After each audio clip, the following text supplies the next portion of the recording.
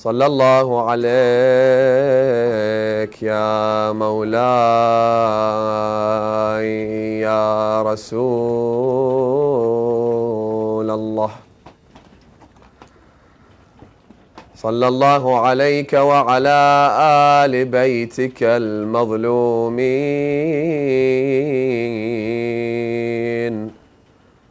الغرر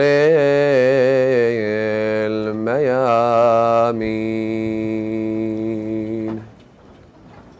صلى الله عليك يا مولاي وابن مولاي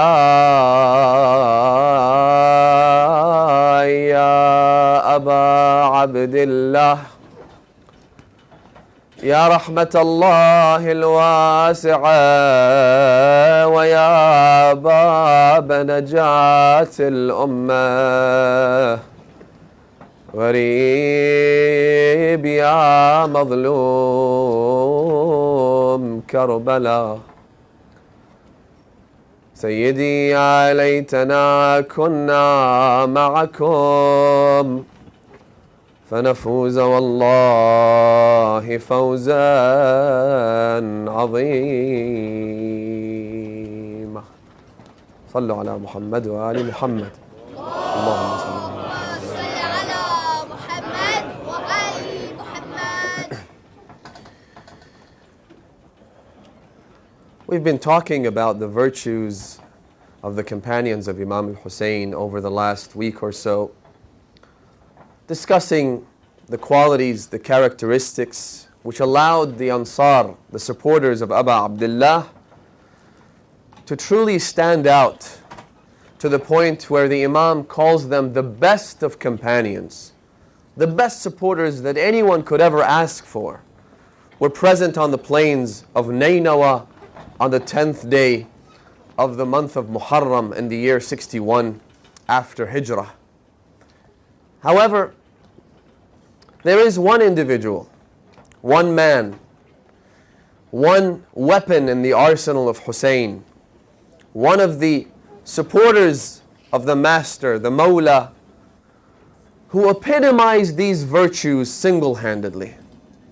He personified all the qualities that we have been discussing and the ones that speakers and scholars and poets will be talking about for eternity in his own character. He embodied and incarnated the very best of morals and the greatest virtues. In fact, he embodied these virtues so much so that there was a new virtue born, and the name of that virtue was Abbas. Traditionally, on this night, and of course in different cultures, there are different traditions and different customs. But in the Indian subcontinent, it is traditional to commemorate the legend of Abbas on such a night. And in order for us to learn from the legend of Abbas, in order for us to get to know who he was, so that when you and I extend our hands toward him and ask him to intercede, those who visit Karbala know exactly what I'm talking about. When you enter the sacred land of Karbala, you often find yourself struggling. Who should I visit first? Who should I go to first? You see the mausoleum of Abu Abdullah al-Hussein on the one hand, and the majestic mausoleum of Abu al-Fadl al-Abbas on the other.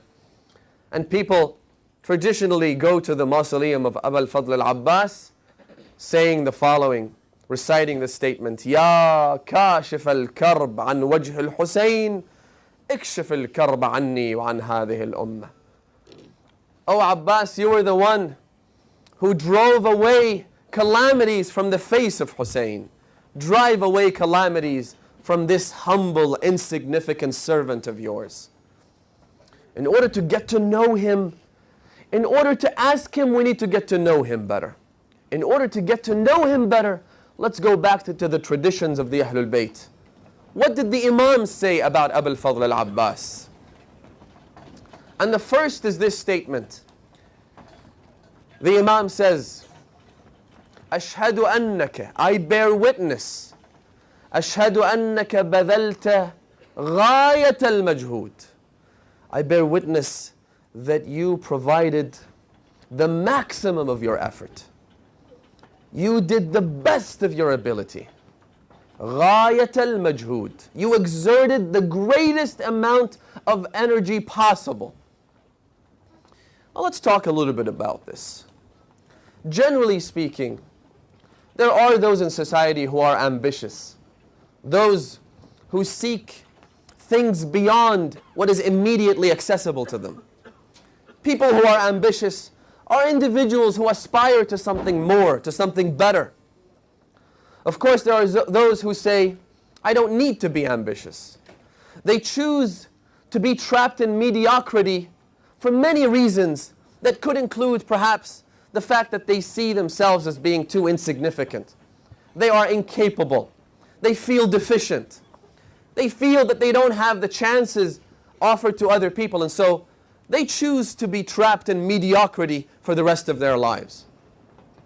Or it could be that they have a physical or a mental or an emotional disability.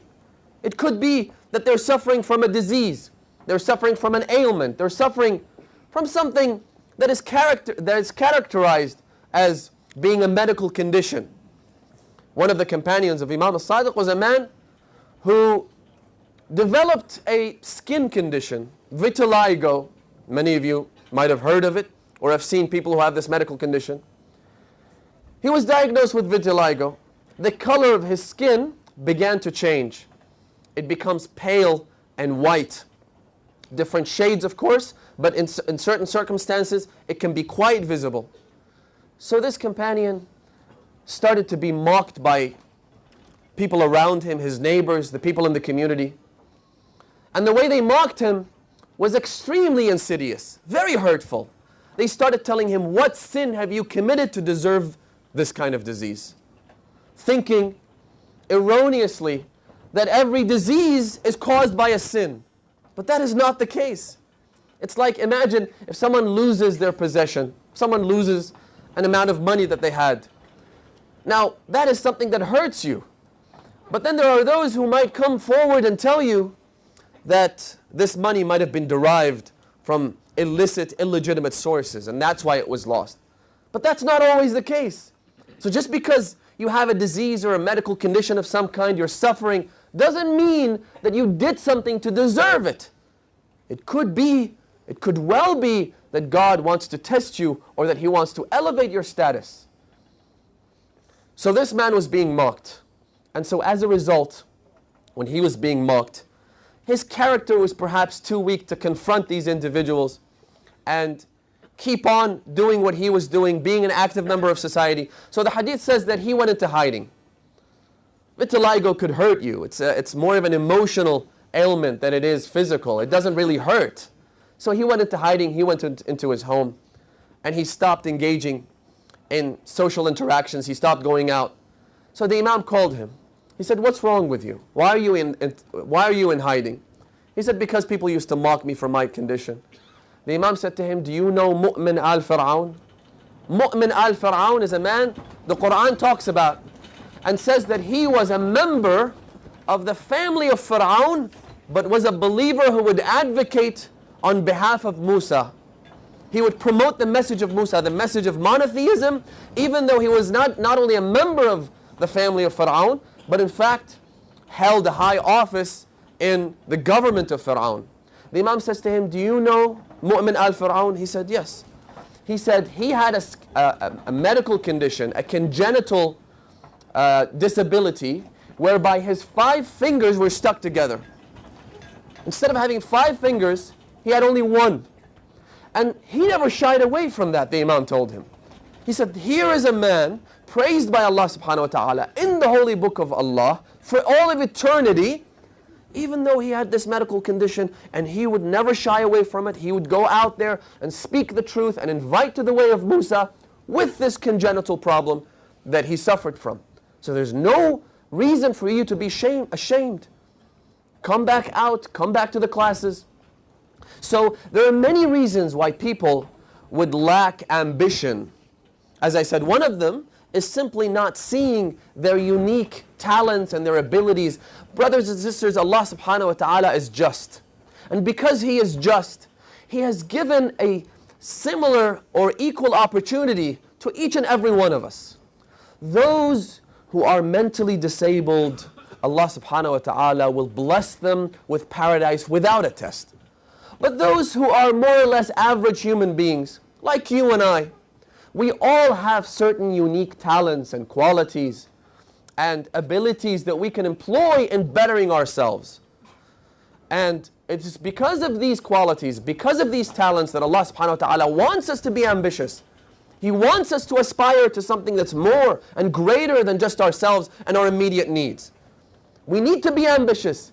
In this ziyarah, the Imam says, or in this statement rather, the Imam says that I bear witness that our uncle Abbas exerted the maximum amount of effort. And if that is the case, brothers and sisters, if regardless of whatever deficiencies we might have, whatever weaknesses we might have, and we all have weaknesses. Sometimes some of us are better at concealing those weaknesses than others. But we all have weaknesses, we all have deficiencies, we all have issues that may block our ability to perfect ourselves and to become better. However, if we exert the maximum effort, as the Imam here praises Abul Fadl Al-Abbas with, then we're able to achieve things unimaginable. We're able to do things that are way beyond our average powers and average abilities. We look around, brothers and sisters, my friends, and I am seeing many, many youthful faces here tonight. Alhamdulillah, Abul Fadl Al-Abbas has such magnetic power, such magnetism, that he draws people from everywhere, from all walks of life. There's just something special about this man, which is why he's buried separately from the rest of the companions and the rest of even the children of the commander of the faithful. There were 4 brothers that were sent by al-Baneen to serve under the command of Abu Abdullah al-Hussein. Abul Fadl al-Abbas is unique. Abul Fadl al-Abbas is different. Why is that? Because he exerted the maximum possible effort that he could. We look around and we see that we're living in a world where there are 7 billion other human beings walking on this planet. I think it was last year where the number of inhabitants of this earth reached 7 billion. 7 billion people out there. Most of them are ignorant about Islam. Most of them don't know a thing about Abul Fadl Abbas or Imam al-Hussein. We need to be ambitious, brothers and sisters. Let's reach out. Our goal should be to educate 7 billion human beings about Imam al-Hussein. You're telling me that's too hard, that's too difficult, we lack the tools? Well, let me give you a few ahadith. Again, to inspire you and tell you that you can. See, all it takes sometimes is just one individual. Unfortunately, because we live in communities and we live in ethnic groups and whatnot, we usually rely on the community to do our work.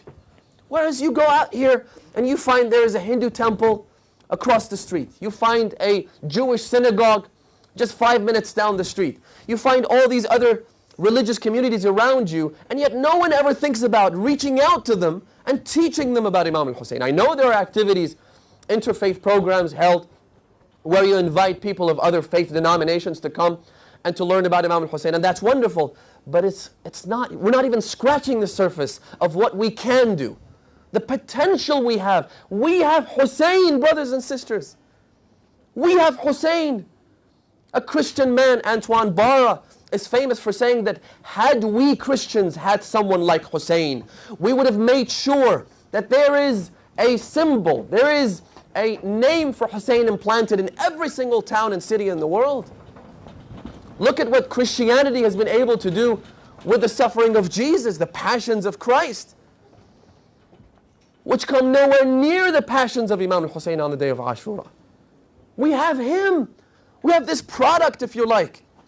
And we're not even scratching the surface of the potential it has. Let me give you 2 ahadith. The first is this. When Allah subhanahu wa ta'ala was asked by shaitan to allow him to live for eternity, قال أنظرني إلى يوم يبعثون. Allah subhanahu wa ta'ala responded by saying, with a counter offer. He said to him, قال إنك لمن المنظرين إلى يوم الوقت المعلوم. He didn't get what he was asking, which was to live for eternity until the day of judgment. Instead, God said to him, I will allow you to live until the known day, the day of the reappearance of the 12th Imam. I will allow you to live until then. So that's something that Allah gave him. Allah also gave him certain abilities. And he asked for invisibility. God said, I'll give you invisibility. Because had it been a physical, visible enemy approaching you, telling you, do this, don't do that, you'd slap him across the face. But when it's invisible, when he's able to infiltrate the very confines of your mind, when Satan is able to whisper into your ears without you detecting him, he becomes a lot more insidious, a lot more dangerous. So he asked for invisibility, and God gave him that. He also asked Allah subhanahu wa ta'ala to be able to impact the children of man, and by becoming partners with their parents. And there's a whole discussion about that, which we might be able to touch on later on. But how, we have traditions saying, prior to becoming intimate, you should recite the name of Allah subhanahu wa ta'ala. Prior to slaughtering an animal, you should mention the name of Allah subhanahu wa ta'ala. All these things are in order to drive away the impact of the shaitan, so that he's not able to influence and to affect the things that we go through on a daily basis, and therefore our children and our descendants. So these three things were given to shaitan. Adam, Abul Bashar, the father of humanity, he says to Allah subhanahu wa ta'ala, he says, Ya Rab, you gave Satan three things, three weapons, three tools that he could use to influence myself and my children. So give me something in return as well. Seems like a bit of an unfair advantage. It's an unfair fight. Give me something as well. So listen to what Allah subhanahu wa ta'ala endowed him and his children with. Allah said to him, first of all, I will reward you for your intentions, and I will not punish you for your evil intentions. So one of the most amazing things about our religion, and I'm saying this to my brothers and my sons and people who are still in their youths and are growing up to becoming adult Muslims, one of the most beautiful, one of the most amazing things about this religion, and ultimately about God's compassion towards humanity, is that He rewards us for our good intentions. You've done nothing whatsoever but make an intention to do something good, Allah will reward you for that. Which is why every once in a while, it's good for us to sit down, take a pen and a paper or a napkin, right? Or open a note on your computer or what have you, or on your cell phone, and write down the sort of good things you'd like to do in this world. If you'd like to perhaps open the world's biggest charitable hospital, put that down. Make the intention. You would like to do that. Now you might think that's pretty much out of the question where I am today, right? But even if you're not able to do it, God will reward you for that simple intention. Then Allah subhanahu wa ta'ala says to him, but if you ever harbor any evil intentions, if you ever decide to embark on a sinful journey, if you ever decide to break the laws of God, which if you think about it, the evil intention in and of itself is a crime. It should be a sin.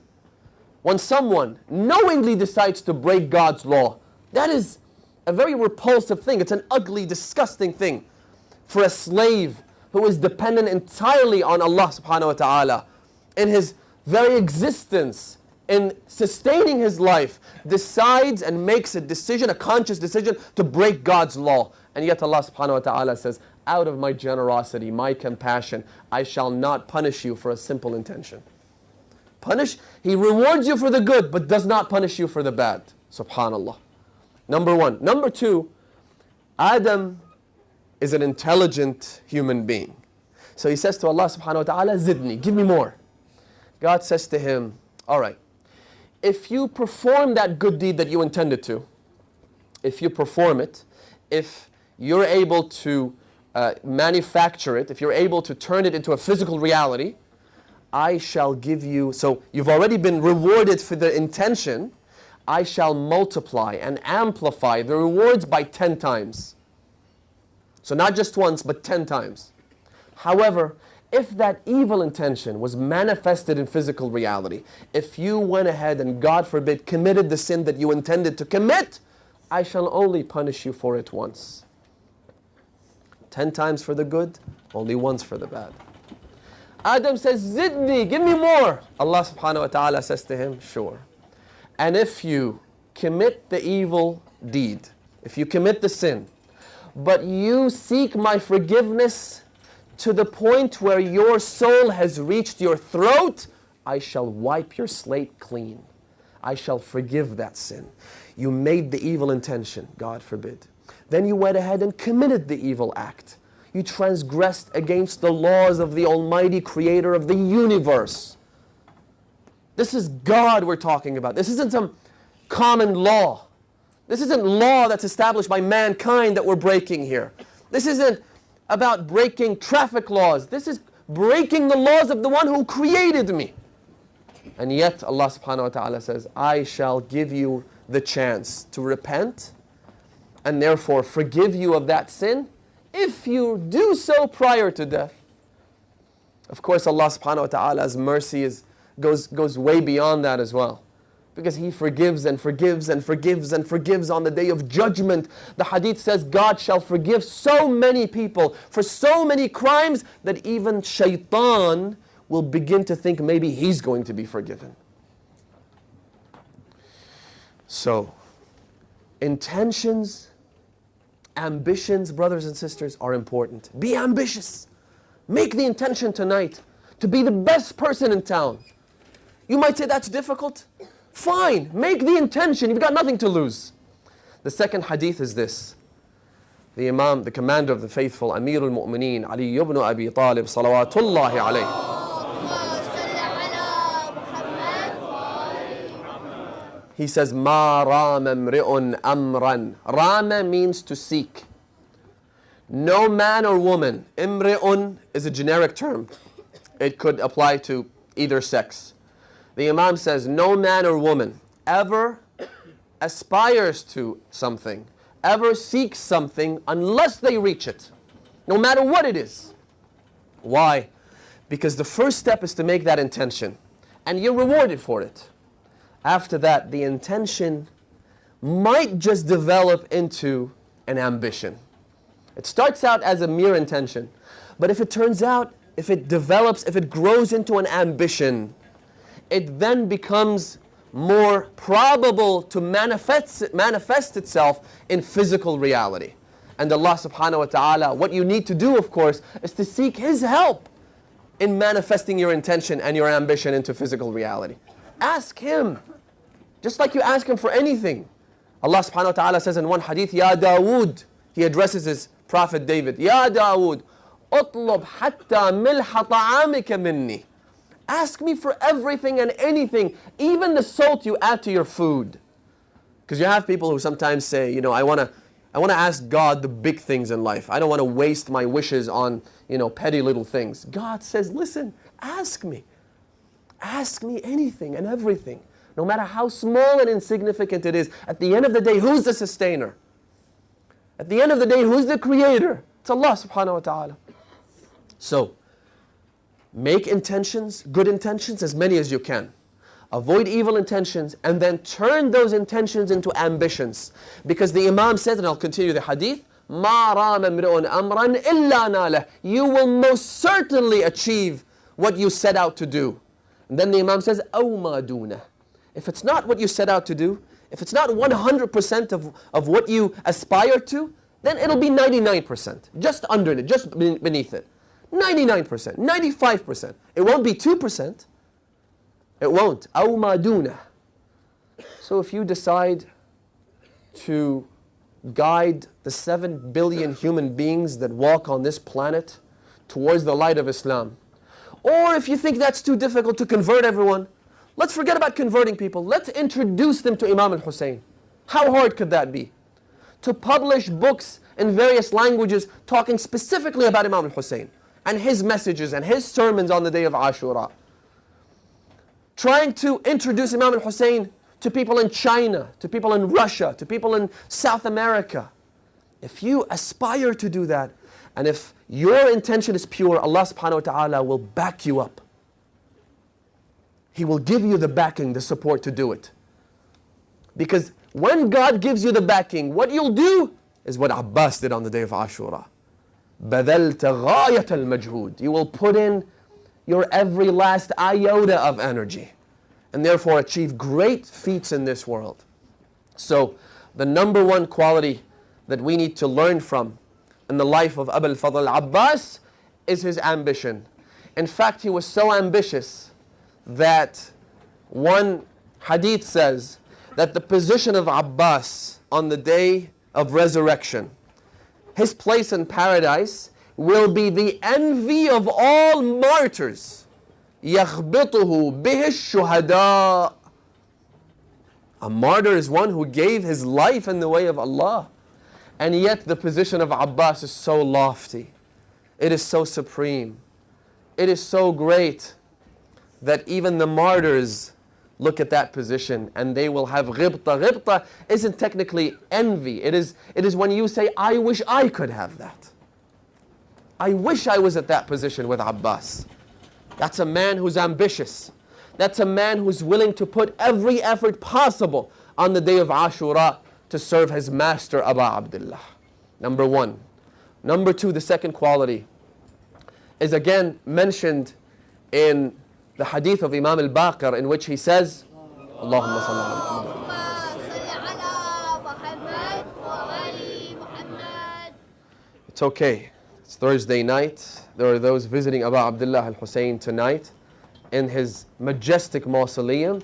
Let's all share that thawab by reciting the loudest salawat. Sallu ala Muhammad wa ali Muhammad. Allahumma salli ala Muhammad wa ali Muhammad. The Imam says, كان عمنا العباس بن علي نافذ البصيرة. He says, our uncle Abbas had a penetrating vision. His vision was not confined to the physical reality right before his two eyes. الدنيا غاية نظر الإنسان. According to one hadith, the commander of the faithful says that human beings, generally speaking, those who seek this world, all they see is this world. All they see is the physical reality that blocks their ability to see what's beyond, which is much, much greater than what we're used to. The Imam says Abbas had that penetrating vision. What does this mean? Let's talk a little bit about this. There's a hadith that says, بَعْضُكُمْ أَكْثَرُ صَلَاةً مِّن بَعْضٍ. There are those of you who pray more than others. وَبَعْضُكُمْ أَكْثَرُ حَجًّا مِّن بَعْضٍ. There are those of you who perform the pilgrimage to the house of Allah more than others. There are those of you who perform mustahabbat more than others. There are those of you who perform ta'qibat as-salah more than others. However, the Imam says, the best one among you, أَكْثَرُكُمْ مَعْرِفَةً خَيْرُكُمْ خَيْرُكُمْ مَعْرِفَةً. The best one isn't the one who prays the most or goes to Hajj the most, although all these things are great, all these things are rewarding, all these things are inspirational in their own right. Nothing is more spiritual than Hajj.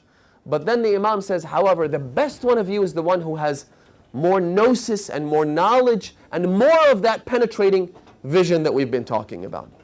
The vision, unlike X-ray vision, what this allows you to do is to see the reality of things. To see the repulsive nature of sin. To see just how disgusting it is to break God's law. The commander of the faithful says in a very famous narration, I'm sure you've all heard of it. The Imam says, Wallah, by God. Listen, this is the commander of the faithful making a stance, basically describing his philosophy in life. He says, by God, لو أؤتيت الأقاليم السبع وما تحت أفلاكها على أن أعصي الله تعالى في نملة أسلبها جلباب شعير ما فعلت. He says, if I was given the 7 heavens above and everything that's beneath them, so that in exchange I would have to transgress God's law through what? Through going up to an ant. You know these barley seeds that some ants might carry on their backs? a barley seed contains some nutrients in it. There's starch, there's other kind of things that ants might feel are useful. But then the Imam doesn't refer to the actual seed, the barley seed. He refers to the coating that covers the seed. He says, if I ever saw an ant carrying the coating of a single seed of barley, and I were told that you are going to get not only a political position in the community, not just the prime ministership, not just a kingdom, but the entire 7 heavens above and everything beneath them, in exchange for that, I would never do it. Wallah, he says. Why? Because Ali knows just how repulsive oppression is. Even if it's as insignificant in the eyes of many as taking away the coating of a single seed of barley from an ant. Ali sees just how ugly this is. When Ali looks at a sin, what he sees is filth. What he sees is fire. He never sees beauty in a sin. They say they came up to one of the ulama, Ayatollah Ayatollah Hujjat, who used to live in the holy city of Qom. There was a school named after him. They came up to him, one of his students one day, said to him, you know, we've seen you for many, many years. We've been attending your classes for decades, and not once have we ever seen you committing a sin. Even if it's telling a small white lie, or if it's, you know, about backbiting, or if it's slandering, or if it's ever accusing anyone in an unfounded way. Not once have we ever seen you, have we ever observed you committing a sin. Even though, as a matter of fact, ulama are unlike university professors and lecturers in that their close circle of students usually spend a considerable amount of time with them. Sometimes they'd go into their homes and do a lot of their research inside the alim's home. And so they get to know them on a very personal level. He says, not once have we ever seen you commit a sin. Why is that? He said to them, let me ask you a question. Would you ever show up to class with your clothes stained with urine or excrement or mud or anything like that? He said, of course not. He said, that's how I view sin. Sin is so repulsive to me. It's so disgusting. It's so filthy that I'd never even consider the possibility of committing it, because I see it as a stain on my heart. It's interesting, they asked Imam Musa ibn Ja'far one day, they said to him, the angels, Allahumma salli ala they say to him, Ya ibn Rasulullah, we know the angels record our actions, but how do the angels know whether an action is pure or impure? They see both a man who is giving charity in the way of God and another who is giving charity, but his intention is to be praised and saluted by the community. So how do the angels know the intentions? How do they get to know the motives behind these deeds? And therefore, because obviously the angel's job is to record those actions either as good deeds or evil deeds. So the Imam said to them, you know how sometimes you're walking down an alleyway, and this probably doesn't apply in this country, but it does in many of these rural areas. The Imam says, if you're walking down an alleyway, and you come across a place where there is a stench, a very foul, disgusting smell, you automatically know that there is a septic tank, for instance, that's being emptied over there. Or if you're able to detect a very beautiful, pleasant smell, a perfume of some kind, right? You automatically know that there must be a garden here somewhere, or it's a manufacturing plant for perfume. So based on the smell, you're able to detect the nature of what you're dealing with. The Imam says the angels are able to detect the smell of a good deed and a bad deed. When it's an evil action, or one that has an intention that's impure, they smell this very foul stench coming out of it. And so they know where to record that deed. The Ahlul Bayt, and of course this doesn't apply to the Imams and the Prophets or the angels. It could even apply to you. There is a hadith in which the Prophet comes to the cemetery, he stands by a grave, and he says to his companions that the person buried in this grave is being punished in such a way that his screams are being heard by every single living creature. And then he said, had it not been for the fact that you've allowed the devil, the shaitan, to completely overtake your heart, you could have heard those cries as well. So they say to him, Ya Rasulullah, could we have heard those cries? He says, yes, you can. But you've allowed Satan to take over your hearts through sin and transgression. All these little things that pile up on a daily basis to the point where your ability to hear those cries has been blocked. So, you and I can also develop this ability. You and I can become human beings who can see the true nature of sin and therefore avoid it. You and I can become like prophets. Let me tell you this. There is a hadith that says, if a young man or woman is presented with a sin, God forbid, there are circumstances, there are times when you have the perfect opportunity to commit a sin. Doesn't that happen? It happens because the shaitan tweaks and adjusts your path so that you would fall in these traps. And Allah subhanahu wa ta'ala wants to test you. So if you're ever presented with a chance, an opportunity, God forbid, of committing a sin undetected, nobody's going to find out. The hadith says if you avoid committing that sin, if you secure yourself and protect yourself from falling into the trap of vice, you could reach the level of prophets. Maqam al-anbiya. They say that Zulaykha came to Prophet Yusuf, and throughout the time he spent in her house, in her palace, the hadith says not once did he even look her in the eye. Unfortunately, the series that was produced was very misleading. Good in some ways, but not accurate in terms of its description of Yusuf. Not once did Yusuf look into her eyes. What that means is, you need to ensure you don't develop that perfect opportunity, quote unquote. You don't fall into a place or a circumstance where committing a sin becomes easy. Not once did he even look at her. She was very beautiful. She was known for her beauty in the entire country, in all of Egypt. So he never looked at her. So what did she do? The hadith says she came up to him, she sat down, and she said to him, Yusuf, there's a beautiful smell that emanates from you. You know, trying to lure him, trying to push him into sin.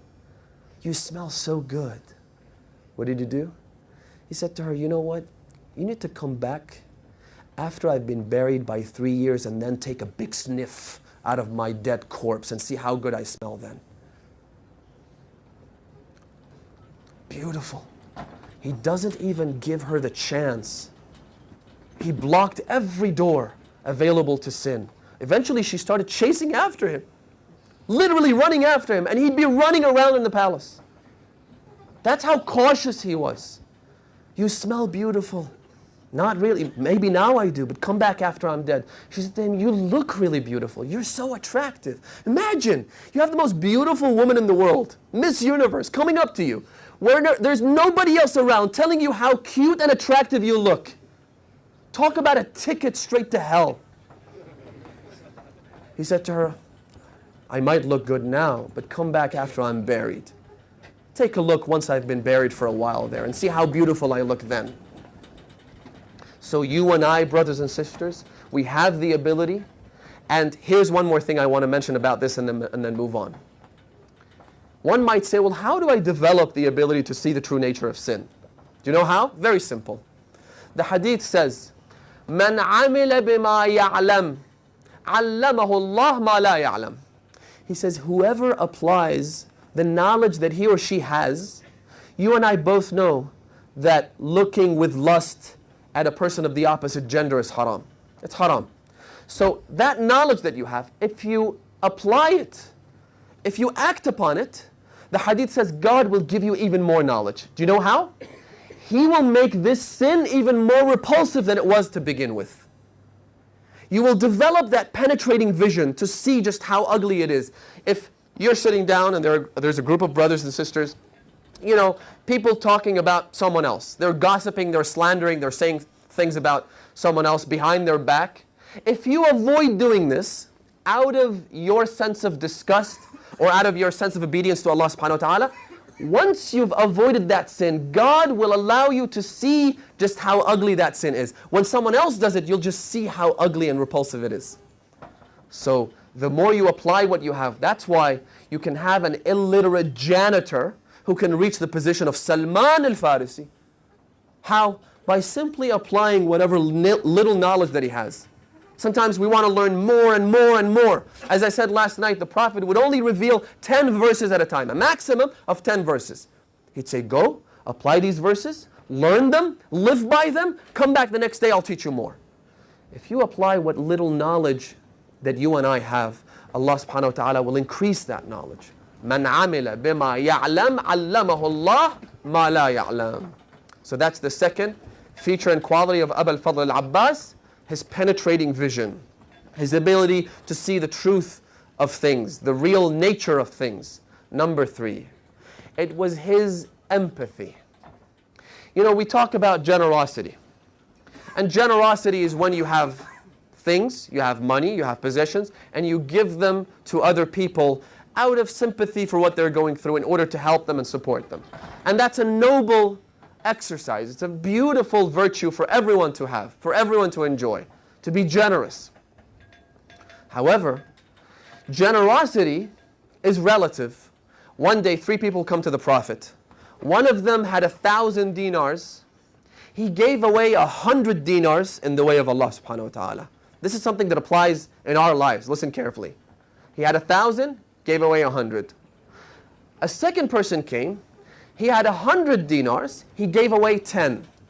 So once again, 10% of what he owned.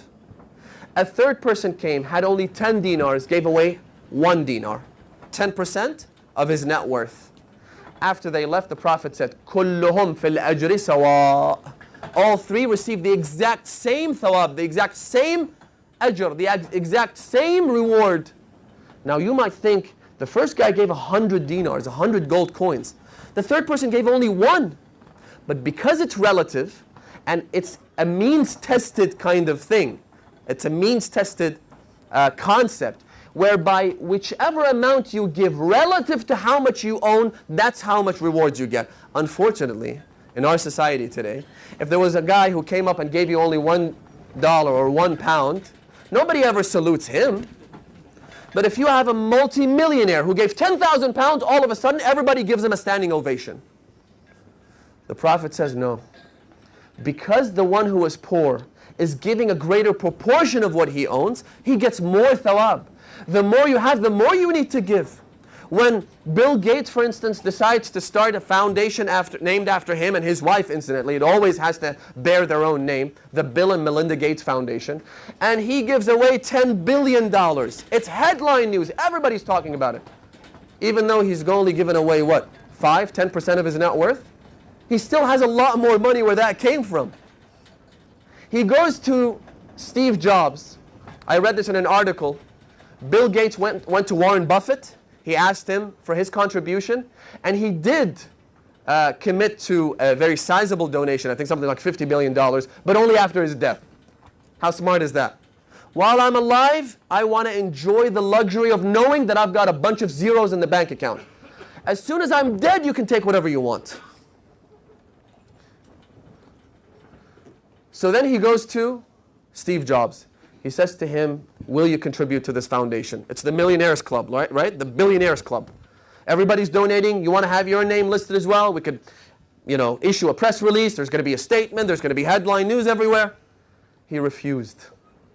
Steve Jobs, one of the people who refused. And sometimes I'm shocked when I see people talking about how great this man was and how much contribution he offered to technology and that sort of stuff. What kind of contribution? He made his living on the basis of selling music. And then he refused to give even a portion of what he had in the way of charity. What's there to praise? Eventually he got pancreatic cancer and died. Fine, he gets notoriety for whatever good he did, sure. If he did good to humanity, if he helped people in different places better their lives and whatnot, he gets notoriety for that. But don't expect too much. Don't expect more than that. Imam al-Hasan, the tradition says that he, Allahumma salli ala Muhammad. The hadith says, نَاصَفَ اللَّهِ ثَلَاثًا. How many people do you know who have done this? The Imam, gave half of his net worth in the way of Allah subhanahu wa ta'ala, not once, not twice, but 3 times in his life. Imagine someone sitting down saying, I own $100,000, that's my net worth. He gives away half of it 3 times. Not just that, the hadith says, وَخَرَجَ مِن مَالِهِ مَرَّتَيْنِ, and twice in his life he gave away everything. And remember, Imam al-Hasan wasn't poor. Imam al-Hasan was wealthy. Imam al-Hasan was the kind of person who would have these banquets open to the general public every single day for people to come in, eat, and then go away. He was a very wealthy man. He gave away his entire net worth twice in his lifetime. That's generosity, brothers and sisters. However, there's something better than generosity, and that's called ithar. Ithar is perhaps translated as empathy, and what it means is, you have something, you give it in the way of Allah to someone else. وَيُؤْثِرُونَ عَلَىٰ أَنفُسِهِمْ, we recited this verse a couple of nights ago. وَلَوْ كَانَ بِهِمْ خَصَاصَةً, as the Ahlul Bayt did with the loaves of bread in the famous story. In Surah Al-Insan, they gave those loaves of bread. As-Zamakhshari, who's a Sunni commentator on the Quran, he says that the poor people who came to the house of Imam Ali and Fatima to Zahra, they weren't simply poor people. Allahumma salli ala Muhammad. He says that according to the narration of the Holy Messenger of Allah, the people who came and knocked at the door of the household of purity and infallibility, they were angels in the form of human beings. This was God's test. It was God's way of manifesting the generosity of the Ahlul Bayt. It was Mikael, it was Israfil, it was Jibra'il. They were the ones who came down and asked for food and were given the food that the Ahlul Bayt were supposed to break their fast on. That's called ithar. There is an even higher level, and I'll wrap up, and that is muwasat. Muwasat is empathy in the sense that even though you're unable to give something to the person who's suffering, even though you're unable to alleviate their pain and their suffering, you put yourself in their position. You make yourself suffer so that you could empathize with them. Who did that? There are many examples of that. One of them is in the Battle of Badr, where the Prophet asks for water. He's thirsty. So Abu Dharr comes running, and he comes with a vessel filled with water, enters the tent of the Prophet, and because of the thirst that he was suffering from, remember it's a battlefield, it's a war going on, he was so thirsty that he collapsed in front of the Prophet. The Prophet said to him, Ya Abu Dharr, what's wrong with you? He said, I'm thirsty. The Prophet said, why wouldn't you drink? He said, because I am too shameful to drink water while the Messenger of Allah is thirsty. Another example, I'm sure you've heard it, is 7 companions of the Messenger who died in the Battle of Uhud. They were all injured when someone came up to one of them and said, here's a drink of water, would you like to drink it? I know you're thirsty, drink it. He said, no, my friend was even thirstier than I was. So he goes to the second person, drink the water. He says, no, my other friend was even thirstier. He goes to the third, the fourth, the fifth, the sixth, the seventh. The 7th person, when he arrives there, he's dead. He's already passed away, surrendered his soul to Allah subhanahu wa ta'ala. So he goes back to the 6th person. He was also dead. He goes back to the 5th and the 4th and the 3rd and the 2nd and the 1st, and they'd all surrendered their soul to their Creator. That's empathy. That's saying, you know what? I don't want the food, I don't want the water, I don't want the money because someone else needs it more than I do. And even though I can't offer it to them, I would rather suffer the way they are suffering. Abbas epitomized this virtue on the day of Ashura. No one would have blamed Abu al-Fadl if he had drank from the Euphrates. It was not sinful for him to quench his thirst. He would have been able to muster more strength to fight the enemy. But oh no, Abu al-Fadl has learned from the moment he was a child. He was the Saqqa. They say that Abu al-Fadl al-Abbas was a child one day, and so was Imam al-Hussein, and so was Lady Zainab. And Imam al-Hussein asked for a drink of water. So Abu al-Fadl runs to the well. He takes a canister, fills it with water, and comes running to Abu Abdullah al-Hussein. By the time he arrived there, the tradition says that he was filled with water. The water had splashed all over his clothes, rendering them wet. And as soon as the commander of the faithful set his eyes upon his son Abbas, he began crying. He was reminded of the day this child of his, that Abu al-Fadl al-Abbas, who was born in order to be sacrificed for Abu Abdullah al-Hussein. You all know the story. Amir al-Mu'mineen asked for a woman for him to marry that was given birth by the most courageous of all the Arabs. He was preparing Abbas for a very, very special day, which is why, if you think about it, there is hardly anything about the life of Abbas prior to Ashura. Do you know why? Because he was so loyal to Abu Abdullah al-Hussein. He was so loyal to Imam al-Hasan and to his father Amir al-Mu'mineen that he would never stick his neck and say, I am the son of Ali, I am the brother of Hassan. No, he was always in the shadows of the Ahlul Bayt. He was always with them, walking one step behind them, learning from them. You know, they say one of the ulama one day was debating whether or not Abu al-Fadl was knowledgeable. He was saying, you know, Abu al-Fadl was a great man, a man of sacrifice, a man of honor, who sacrificed his life for his brother's sake on the day of Ashura. But there's no indication that he was knowledgeable, that he was an erudite. They say that night he went to sleep. Suddenly he saw Abu al-Fadl approach him in his dream. He said to him, you're saying that I'm not an erudite, I'm not knowledgeable. Well, let's sit down and debate. But before I begin the debate, let's start out by saying, who has studied under who? I have studied under Ali ibn Abi Talib. I have studied under Al-Hasan ibn Ali. I have studied under Al-Husayn ibn Ali, and you're telling me that I'm not knowledgeable? Abu al-Fadl al-Abbas had a penetrating vision. Abu al-Fadl al-Abbas had such knowledge that made him so humble to the point that he would never call his brother Akhi. Not until the very last moment of his life. He would always say, Sayyidi wa Mawlai, Ya Aba Abdullah, oh my master. They were brothers. But he appreciated the position of Abu Abdullah al-Hussein. He comes to the Imam on the day of Ashura after everyone had been killed. Imam al-Hussein would never give permission for Abbas to leave. He came asking permission, his brother's permission. The Imam said, Akhi Abu al-Fadl, Anta hamilu liwa'i, you are my flag bearer, O Abbas. There is something truly symbolic about Abu al-Fadl al-Abbas. Imam al-Hussein was all alone. The last person to die was Abu al-Fadl. He could not part with his brother. He was his back and his support. Anta kabshu katibati. Abu al-Fadl al-Abbas asked his brother's permission. He insists. The Imam then says to him, إن كان ولا بد فاطلب لهؤلاء الأطفال شربة من الماء. If you must go, O brother, then go and get some water. Fetch water for these thirst-stricken children of mine. Some say that Abu al-Fadl then went to the tent where they had kept the water canisters. When he got there, there was some water on the ground that had poured from the canisters.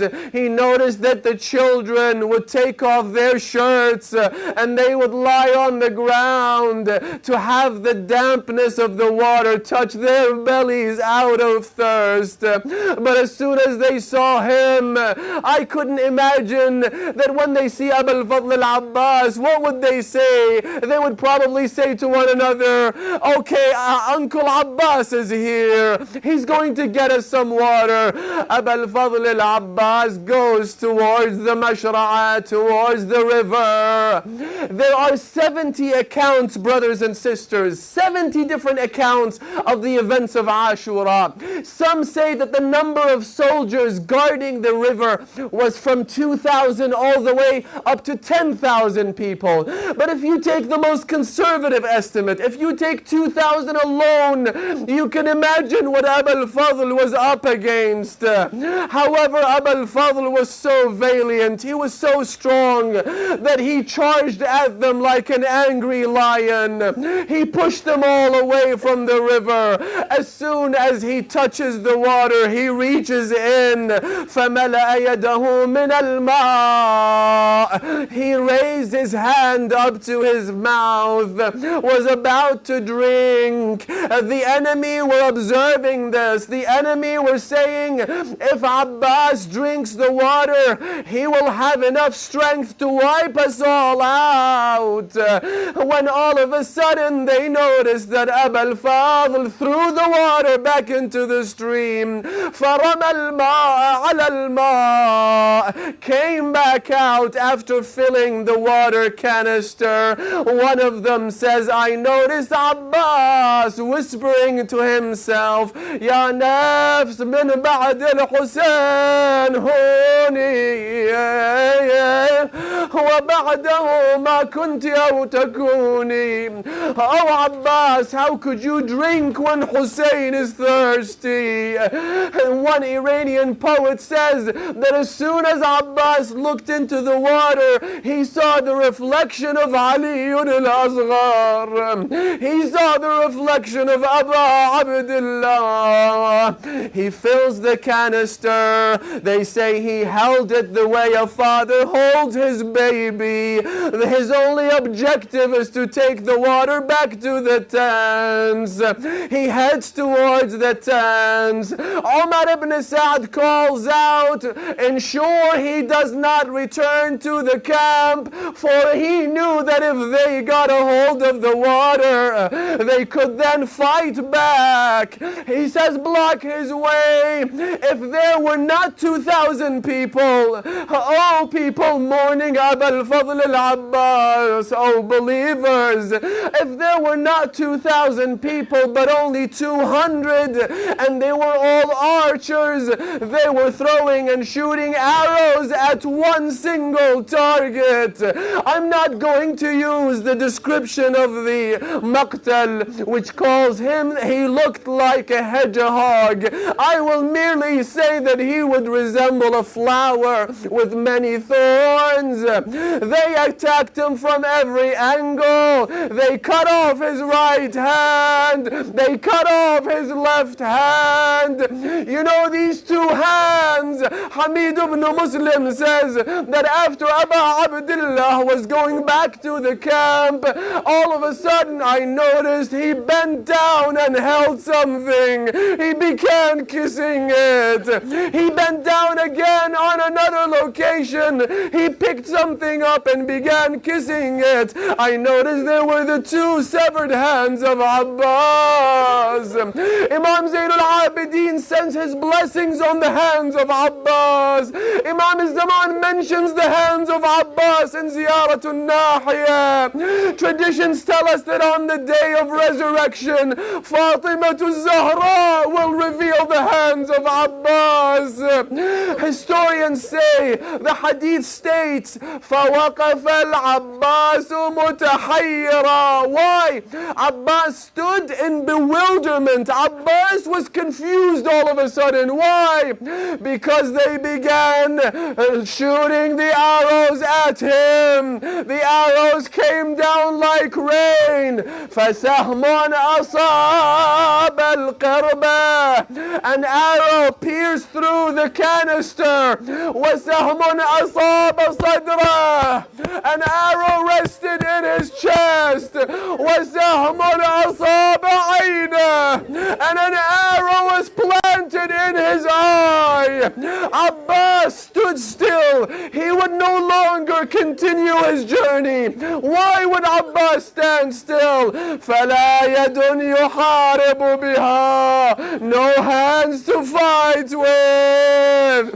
No eyes to see with. No water to take back to the camp. They say, one of the ulama says, he says, well, I was wondering, Abbas was wearing a helmet. What happened for him to fall from the back of the horse? Why did they strike him, and how could they strike him with the iron pole? He says, and I saw that Abbas, when he had the arrow in his eyes, he tried to pull it out, but he had no hands to do so. So he bowed his head down to pull out the arrow with his knees. The helmet fell down. A man came with an iron pole. عمد الحديد بكربلاء خسف القمر. The iron pole broke the full moon of Hashim on Karbala. It was the only moment Abu al-Fadl al-Abbas, the only time he called out, Akhi, adrik akhak. Oh brother, come to your brother's rescue. Abu Abdullah, how did he get himself from the camp to where Abbas was? I don't know. But they say that he was running after the enemy like an eagle chasing its prey. جاءهم كالصقر المنقض على فريسته. They were running away from him. Umar ibn Sa'd said, leave him, for he is now an mabtur. His brother has just been killed. He's too angry. فكان يمشي كان يركض وراءهم إلى أين تفرون وقد قتلتم أخي. Where do you flee when you have killed my brother? He got to where Abbas was. Abu Abdullah then called out, Al-an inkasara zahri. My back has just been broken. Historians say that as Abu Abdullah was next to his brother mourning and grieving and crying and sobbing, the enemy came. They made a circle around them and they were clapping for the tragedy of Abu Abdullah. Then the women and the children all of a sudden noticed Imam Hussein coming back all on his own. Imam Hussein would always bring back the body to the camp, but this time he's all alone. Instead of calling out Al-Atash, Al-Atash, the women and the children went up to him. They called out, Ayna Ammun Al-Abbas? Where is Uncle Abbas?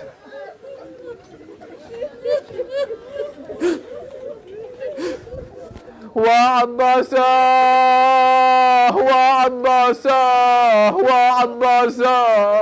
The Imam couldn't say anything. He simply went into the tent of Abbas. He removed the pole, signifying that Abbas will no longer come. Abbas has been martyred. The protector of the women and the children is gone.